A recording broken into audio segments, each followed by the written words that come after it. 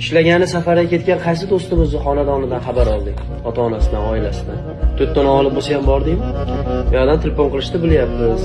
Kelgandan keyin oshqa ber deyishni bilamiz. Navbating kelgan oshqa ber. Eriga endi sen ham bir ziyofat qilib ber deyishni bilamiz kelgandan keyin.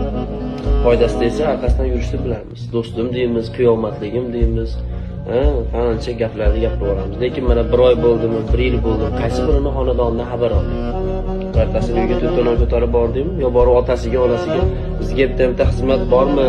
Ayting, do'stimiz ishlagani safarga ketgan, mayli. Biz endi shu yerda bo'lib turaylik, bitta xizmat bo'lsa ayting deyapmizmi? 100 tadan bitta eshitib qolmasa u narsa bo'lmayapti. Biz dunyoda o'zida qochib o'ryapmizmi bir-birimizdan? Bilmagan. Faqat internetdanmi qadrdonchilik, internetdanmi do'stlik, istoriyalardan. Faqat foyda kelib tursam, xudo uchun qilmaymizmi tamtanasam? Bu bo'lmaydi.